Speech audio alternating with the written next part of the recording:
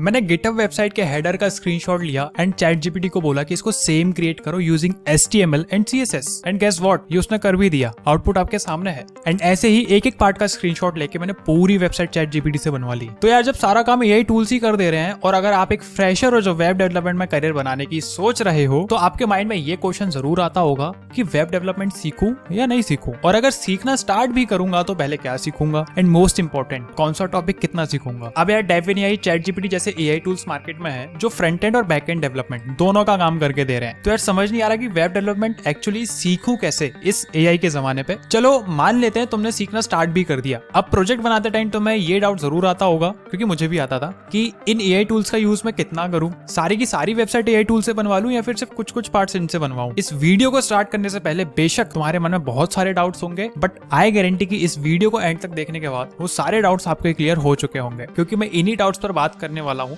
And एक job oriented road map भी आपको मैं दूंगा कि कैसे एक वेब डेवलपर बना जाता है and high paying jobs crack करी जाती हैं। तो एक चीज तो समझ लो, ऐसा नहीं है कि AI टूल्स को पूरा इग्नोर करना है, पर उसे कितना यूज करना है, कब करना है, कैसे करना है, वो भी मैं आपको बताऊंगा। तो चलिए वीडियो को करते हैं start. Hi guys, my name is Sagar, AI and Python engineer. तो यार तुमने देखा होगा जब तुम्हारा घर बनता है तो सीधे तुम दीवारें खड़ी करना स्टार्ट नहीं कर देते, पहले फाउंडेशन रेडी करते हो ताकि घर स्ट्रॉन्ग रहे, लंबी एज तक खड़ा रहे। तो यार जब तुम वेब डेवलपमेंट स्टार्ट करते हो तो सीधा एप्पल, Amazon जैसी वेबसाइट्स को क्लोन बनाने क्यों पहुंच जाते हो, एंड जब क्रिएट करना स्टार्ट करते हो वो तुमसे फिनिश हो नहीं पाती है, और फिर तुम खुद से क्वेश्चन करने लगते हो कि वेब डेव तो मुझसे नहीं हो पाएगा। मेरे भाई पहले HTML और CSS का बेस बनाओ। माना कि तुम्हारे अंदर अभी जोश लेवल हाई है, स्टार्टिंग में सबके अंदर होता है, पर इसका मतलब ये नहीं कि सीधा तुम एडवांस टूल पर पहुंच जाओ। सबसे पहले तो तुम्हें बेसिक स्ट्रॉन्ग करने पड़ेंगे कि एक वेबसाइट कैसे काम करती है, एंड और भी जो भी स्ट्रक्चर्स वगैरह होते हैं वो सारा कुछ समझना पड़ेगा। अब जैसे स्टार्ट तो तुमने HTML से करना ही है, तो उसके बेसिक कंसेप्ट जितने भी होते हैं कि हेडर क्या होता है, बॉडी क्या होता है, ये सारे के सारे तुम बहुत अच्छे से समझ लो। इन पे बहुत ज्यादा टाइम इन्वेस्ट करना, और जब तुम्हारे बेसिक स्ट्रॉन्ग हो जाएंगे तो तुम दूसरों के कोड एक्सेस करके उसे अच्छे से समझ पाओगे कि अच्छा यहाँ पे क्या खिचड़ी पक रही है, इस वेबसाइट का जो स्ट्रक्चर है वो कैसे बना हुआ है। और जब ये चीज तुम्हारे दिमाग में आ जाएगी तो 90%, नॉट इवन 90%, बट यस कुछ मतलब काफी हद तक काम आपका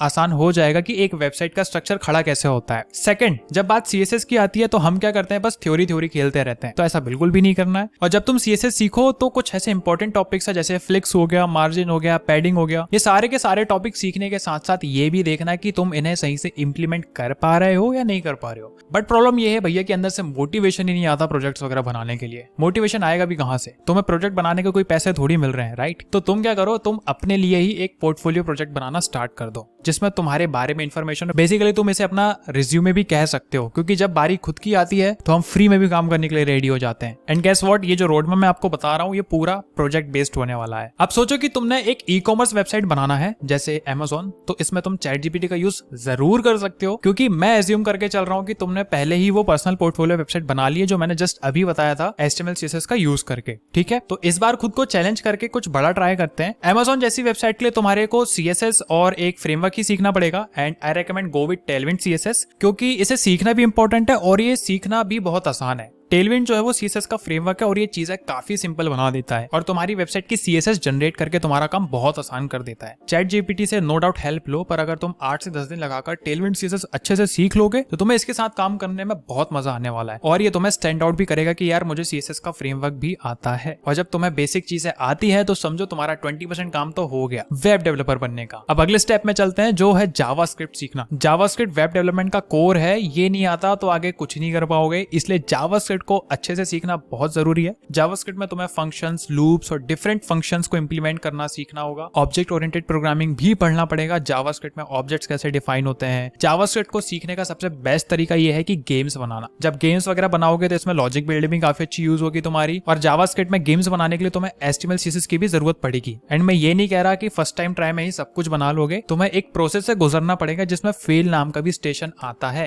क्योंकि मैं खुद एज अ प्रोग्रामर, मतलब मैं जब सीख रहा था मैंने बहुत सारे फेलियर्स देखे हैं, मतलब नहीं होता था एक बार में। तो तुम खुद को ऐसा मत सोचना कि मुझसे नहीं हो रहा तो मैं इस दुनिया से अलग हूं या फिर ये चीज मेरे लिए है ही नहीं। So getting fail is a part of this process, डरना नहीं, रुकना नहीं। सो अब तुम्हें एक ई-कॉमर्स वेबसाइट बनाना है जैसे Amazon। अब तुम्हें क्या करना पड़ेगा, पहले अपने पेज पर कुछ इंटरैक्टिव फीचर्स ऐड करने हैं। फॉर एग्जांपल प्रोडक्ट लिस्ट में लाइक बटन पर कलर चेंज होना चाहिए, रिव्यूज ऐड कर पाना, चाहे वो डेटा में स्टोर हो या ना हो कोई दिक्कत नहीं है, बट एटलीस्ट रिव्यूज ऐड होके दिखाई तो दें। प्रोडक्ट को डिलीट करने का भी फीचर होना चाहिए कि आप उसको डिलीट कर पाओ, नए प्रोडक्ट्स क्रिएट कर पाओ और प्रोडक्ट डिस्क्रिप्शंस के साथ इमेजेस भी ऐड कर पाओ। इन सब चीजों से तुम जावास्क्रिप्ट के बेसिक कंसेप्ट बहुत अच्छे से सीख जाओगे प्रैक्टिकली, क्योंकि तुम इनको यूज करोगे वेबसाइट बनाने में। ठीक है, अभी हम बैकएंड पे काम नहीं कर रहे हैं, लेकिन फ्रंट एंड पे काफी कुछ सीख चुके हैं। अगर आप यहाँ तक सारी चीजें फॉलो करते हो तो धीरे धीरे तुम्हें चीजें समझ में आने लगेंगी। इतना कर लेते हो तो समझो तुम्हारा HTML, CSS, टेलविंड CSS और जावास्क्रिप्ट मिला के 25% कंप्लीट हो चुका है वेब डेवलपमेंट का। अब अगला स्टेप आता है जो कि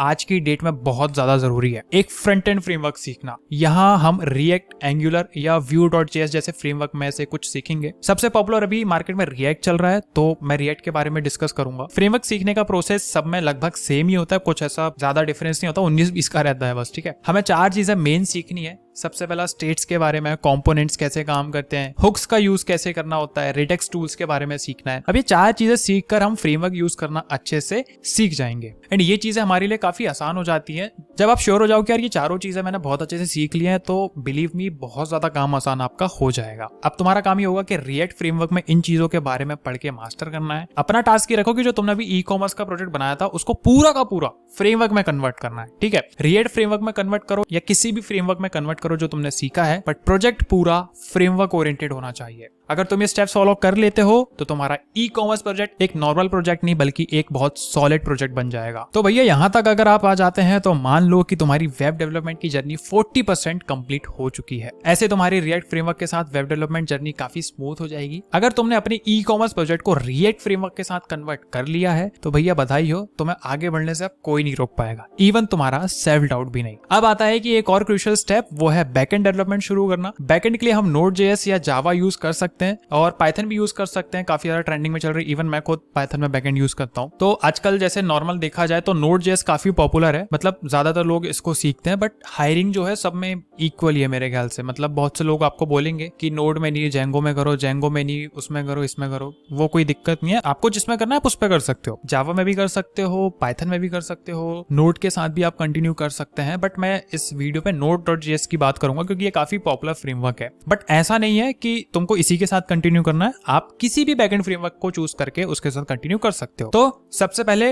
डेटाबेसेस के कंसेप्ट समझना जरूरी है। तुम्हें यूजर टेबल, प्रोडक्ट टेबल और रिव्यूज टेबल की जरूरत पड़ेगी। CRUD ऑपरेशंस कैसे करते हैं ये सीखो। फॉर एग्जांपल जब तुम प्रोडक्ट क्रिएट करते हो तो फ्रंट एंड से रिक्वेस्ट जाती है, बैकएंड उस रिक्वेस्ट को प्रोसेस करता है और फिर प्रोडक्ट क्रिएट होता है। तो प्रोडक्ट को डिलीट करना, एडिट करना और अपडेट करना भी आना चाहिए, मतलब ये आपके प्रोजेक्ट में होना चाहिए ये फंक्शंस, क्योंकि CRUD इज वेरी इंपॉर्टेंट, ये होने ही चाहिए। अब रिव्यूज ऐड करना, डिलीट करना और लाइक करना भी आप अपने प्रोजेक्ट पे ऐड कर सकते हैं। इन सब चीजों से तुम्हें फ्रंट एंड और बैक एंड के इंटरेक्शन का अच्छे से पता चलेगा कि कैसे काम कर रहा है। इसके बाद कुछ लॉजिकल एपीआईज बनानी पड़ेंगी। सबसे पहले यूजर ऑथेंटिकेशन सिस्टम इंप्लीमेंट करना सीख लो, जिससे यूजर्स लॉगिन कर सके। ये प्रोसेस तुम्हें काफी कुछ सिखाने वाला है, बिलीव मी। मतलब थोड़ा सा एक्टिक हो सकता है, बट ये प्रोसेस मैं बता रहा हूँ, अगर आप अच्छे से मन लगा के करोगे ना, बहुत कुछ सिखाने वाला है। इसके बाद नेक्स्ट, इंश्योर की जो लाइक तुम इंप्लीमेंट कर रहे हो वो पॉलीमॉर्फिक होनी चाहिए, मतलब चाहे यूजर प्रोडक्ट को लाइक करे या रिव्यू को, दोनों हैंडल हो सके। फ्यूचर में अगर तुम न्यू फीचर्स ऐड करते हो तो उनमें भी लाइक फंक्शनलिटी इजीली इंप्लीमेंट हो सके। कुछ और लॉजिकल एपीआईज बनाने पर ध्यान देना पड़ेगा तुम्हें, क्योंकि एक से ही काम नहीं चलने वाला। एंड ट्रस्ट मी, इतना करते करते आधे से ज्यादा लोग बीच में ही छोड़ के चले जाएंगे, और जो टिका रहेगा वो कॉन्फिडेंटली आगे बढ़ते रहेगा एंड अपने गोल्स भी अचीव करेगा। ये सब करने के बाद तुम्हारा बैकएंड डेवलपमेंट का 60% काम कंप्लीट हो जाएगा और तुम कॉन्फिडेंटली फ्रंट एंड और बैकएंड के साथ काम कर पाओगे।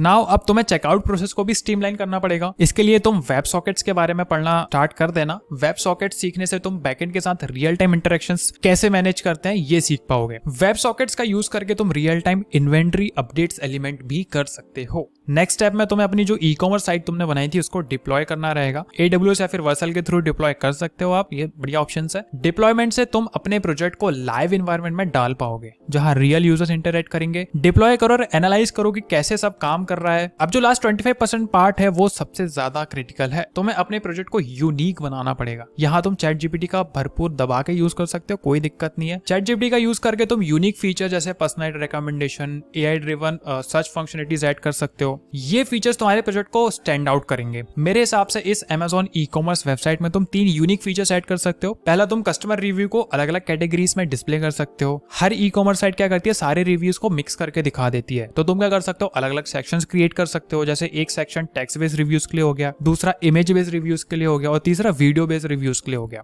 इससे कस्टमर्स को इजीली समझ में आएगा कि उन्हें किस टाइप का रिव्यू देखना है। कुछ लोग टेक्स्ट बेस्ड रिव्यूज देखना पसंद करते हैं, कुछ लोगों को इमेजेस से ज्यादा अच्छा इंटरेक्शन लगता है और कुछ लोग वीडियोस देखना पसंद करते हैं। अब ये फीचर तुम्हारी साइट को यूनिक बनाएंगे क्योंकि ऐसे फीचर्स बहुत कम साइट्स में होते हैं। दूसरा आइडिया, तुम क्या कर सकते हो, अपने प्रोडक्ट को और ज्यादा सर्चेबल बना सकते हो। तुम AI driven search functionalities add कर सकते हो। इससे यूजर को स्पेसिफिक प्रोडक्ट जल्दी और एक्यूरेटली मिल पाएंगे। यूट्यूब की तरह तुम सर्च को कंटेंट ड्रिवन बना सकते हो। अगर यूजर को सर्च करने पर एक्यूरेट रिजल्ट मिलते हैं तो उनका एक्सपीरियंस बहुत ज्यादा इंप्रूव हो जाएगा और वो ज्यादा टाइम तुम्हारी साइट पे स्पेंड करेंगे। ये चीजें तुम्हारी साइट को बाकी ई-कॉमर्स वेबसाइट से डिफरेंट बनाने वाली है, स्टैंड आउट करने वाली है। And number 3, personalize recommendation add कर सकते हो। ChatGPT का यूज करके तुम यूजर्स के शॉपिंग बिहेवियर्स के बेसिस पर उन्हें प्रोडक्ट सजेस्ट कर सकते हो। इससे यूजर को लगेगा कि साइट उनकी प्रेफरेंसेस को समझ रही है और उन्हें वही दिखाया जा रहा है जो उन्हें पसंद आएगा। एंड इससे सेल्स भी बढ़ेगी। ये फीचर ना सिर्फ यूजर एक्सपीरियंस को एनहांस करेगा बल्कि सेल्स को भी बूस्ट करेगा इनडायरेक्टली, राइट। ये रोड मैप बिल्कुल प्रोजेक्ट ओरिएंटेड है, जिससे तुम्हें एग्जैक्टली पता चलेगा कि कौन से टास्क कब इंप्लीमेंट करना है, कौन सा कंसेप्ट